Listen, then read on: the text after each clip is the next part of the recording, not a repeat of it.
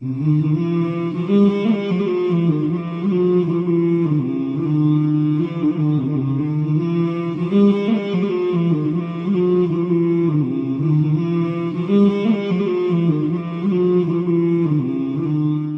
معراج مصطفیٰ صلی اللہ علیہ وسلم کے ذریعے سے کئی باطل عقائد کی تردید بھی ہوتی ہے۔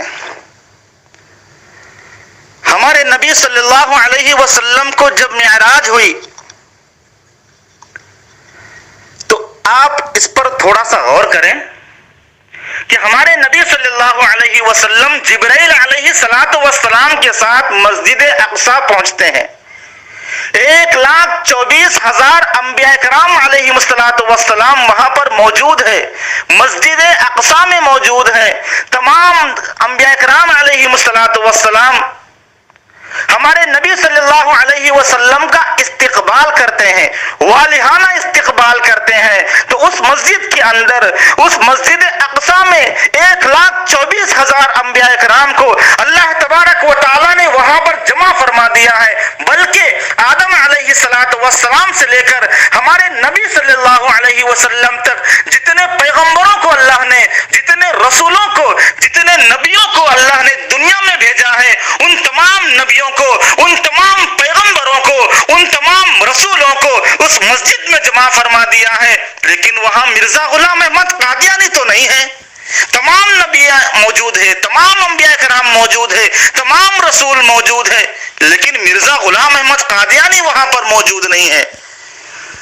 مرزا غلام اور تمام انبیاء کرام علیہ السلام نے ہمارے نبی صلی اللہ علیہ وسلم کی اقتداء میں نماز پڑھی۔ انہوں نے، مرزا غلام احمد قادیانی کہاں چلا گیا تھا نماز کے دوران؟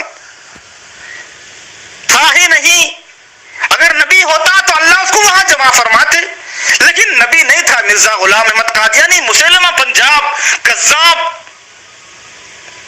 جھوٹا نبوت کا دعوے دار تھا۔ واقعی میں اگر وہ نبی ہوتا تو وہاں تو مسجد اقصی میں اللہ نے تمام نبیوں کو جمع فرمایا، تمام رسولوں کو جمع فرمایا، لیکن مرزا غلام احمد قادیانی تو کہیں کونے میں بھی نظر نہیں آیا۔ نبی کی اقتداء میں بھی نہیں ہے۔ تو اس سے پتا چلا کہ مرزا غلام احمد قادیانی نبی نہیں تھا۔ یعنی ہمارے نبی صلی اللہ علیہ وسلم کے بعد اب جتنے نبوت کے دعوے دار آئیں گے تمام کے تمام جھوٹے ہوں گے۔ معراج مصطفیٰ صلی اللہ علیہ وسلم سے نبوت کا مسئلہ بھی حل ہو گیا۔ ہمارے نبی خاتم النبیین ہیں، اب ختم نبوت کا مسئلہ تو حل ہو گیا معراج سے۔ اب دیکھیے حاضر و ناظر کا، حاضر و ناظر کا مسئلہ دیکھیے۔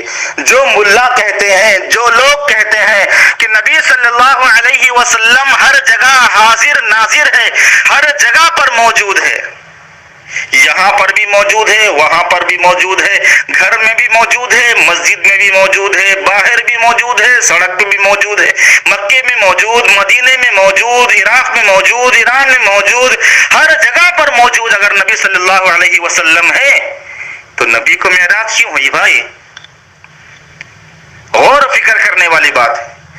جب ہمارے نبی صلی اللہ علیہ وسلم کے بارے میں یہ عقیدہ رکھا جاتا ہے کہ ہمارے نبی ہر جگہ پر حاضر ہے، ہر جگہ پر ناظر ہے، ہر جگہ موجود ہے، جو شخص ہر جگہ موجود ہوتا ہے اس کو کہیں جانے کی ضرورت نہیں ہوتی۔ جیسے مثال کے طور پہ اللہ تبارک و تعالی ہر جگہ پر حاضر اور ناظر ہے، ہر جگہ موجود ہے، تو اللہ کو کہیں جانے کی ضرورت نہیں ہے۔ تو اسی طرح اللہ کے رسول صلی اللہ علیہ وسلم حاضر و ناظر نہیں ہے، ہر جگہ موجود نہیں ہے، تبھی تو وہ اللہ تبارک و تعالیٰ سے باتیں کرنے کے لیے گئے ہیں، عرش اعظم پر تشریف لے گئے ہیں۔ اللہ کے رسول صلی اللہ علیہ وسلم کو معراج ہوئی، یہاں سے تشریف لے گئے عرش اعظم پر اللہ تبارک و تعالیٰ کے پاس، یہاں سے گئے ہیں، جاتا وہی ہے جو حاضر نہ ہو، جاتا وہی ہے جو حاضر نہ ہو۔ تو اللہ کے رسول صلی اللہ علیہ وسلم ہر جگہ حاضر و ناظر نہیں ہے۔ اس معراج سے یہ مسئلہ بھی حاضر و ناظر کا حل ہو گیا۔ اب مثال کے طور پہ دیکھیے، مسجد اقصیٰ میں 1,24,000 انبیاء کرام نے نماز پڑھی، 1,24,000 انبیاء کرام نے نماز پڑھی، اللہ کے رسول صلی اللہ علیہ وسلم نے نماز پڑھائی۔ سارے لوگ پریشان تھے، سارے انبیاء کرام پریشان، نماز کون پڑھائے گا بھائی، نماز کون پڑھائے گا؟ آواز آتی ہے کہ کوئی نہیں پڑھائے گا، میرا محمد صلی اللہ علیہ وسلم نماز پڑھائے گا۔ یہ ہمارے نبی صلی اللہ علیہ وسلم کی ایک شان بھی ہے، ان کا معجزہ بھی ہے۔ وہاں 1,24,000 انبیاء کرام موجود ہے مسجد اقصیٰ میں۔ آدم علیہ السلام بھی ہے، نوح علیہ السلام بھی ہے، موسیٰ علیہ السلام بھی ہے، ادریس علیہ السلام بھی ہے، داؤد علیہ السلام بھی ہے، عیسیٰ علیہ السلام بھی ہے۔ تمام انبیاء کرام وہاں پر موجود ہے، لیکن کسی کی مجال نہیں ہوتی نماز پڑھانے کی۔ اللہ تبارک و تعالیٰ کی طرف سے حکم تھا کہ اے محمد تو نماز پڑھائے گا، تمام نبی تیری اقتدا کریں گے۔ اب بتاؤ،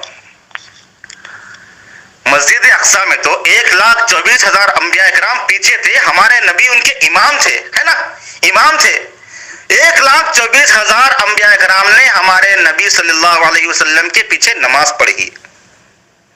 اب آج کا مولوی کہتا ہے اگر نبی ہر جگہ حاضر و ناظر ہے، ہر جگہ موجود ہے، نبی کے ہوتے ہوئے تو مصلی پر کیسے چڑھ سکتا ہے بھائی؟